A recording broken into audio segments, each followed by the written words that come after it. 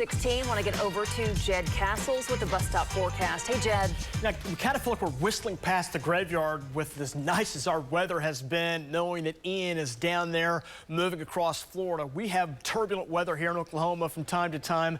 Well, right now, our weather is very, very pleasant, very complimentary, and definitely a Chamber of Commerce kind of forecast with a mild start, maybe a touch cool. Kids may need a little light jacket and maybe a sweatshirt heading to the bus stop this morning. But it's going to be a pleasantly warm day today. Temperatures will top out in your 80 degrees, warm afternoon, and skies will be fair. Looks like a great day here in Oklahoma. Let's head down to the tropics. We'll head down into Florida and give you the latest update on Ian.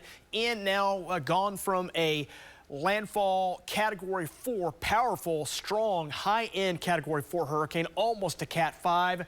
That made landfall down around Port Charlotte and eventually now has lifted northward through the state of Florida. When it gets over land, it loses its energy, loses its circulation a bit, and it's weakened. It's now down to a tropical storm. So anywhere you see the precip, and even outside of that, with tropical storm force winds going on right now, up to 65 miles per hour with gusts to 75, which that's more of our classic severe thunderstorm type wind. You get that 65 to 75, and that does damage. It creates damage, and you also got to worry about the rainfall. You can see the trailing rainfall just not moving much from near Orlando up just south of Jacksonville. Flooding rainfall going on up that way as well, as that is now moving to the east side, just about to move out to sea before lifting to the north. Let's give you some details on what this hurricane looks like compared to other hurricanes that have made landfall in Florida. Andrew, that's Cat 5 hurricane. That was back in 1992, 165. Michael, which happened here just a few years ago, 2018, slammed and hammered the Florida Panhandle, 160. And then here's Ian sitting at 150 miles per hour, just like Hurricane Charlie of 2004. So this was a high-end major hurricane, one of the biggest on record for the state of Florida. Again, 140 mile per hour wind gusts being reported out of this. The estimated winds were 150 or 155, so no reports of that, but that was what was estimated, and it was doing so much damage. It made landfall there near Corp Coral, Captiva 126, Punta Gorda 124, Port Charlotte 112, and 107 at Sanibel Bay.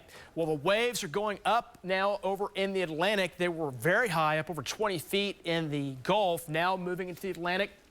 Waves are really getting high, up over 12 feet, almost 14 feet high, as the tropical storm starts to move back out to sea. It's going to keep rolling to the north, and eventually it's going to make landfall again on the South Carolina coast and beeline right up towards Charlotte, gradually weakening to a depression. So we'll continue to monitor the latest on that. Rainfall, coastal issues, all that storm surge going on there on the coast of the Carolinas down into Georgia.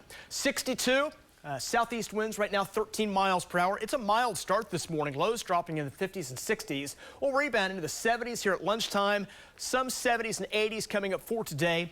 Very pleasant here this morning. Again, just a 5-star forecast. Southeast breeze feels great out there. Some of the breezes now about 10 to about 20 miles per hour. Light winds covering other areas of the state. We'll warm it up. Got some 80s on the way for today. A few upper 70s in spots. But these are just some very tranquil temps.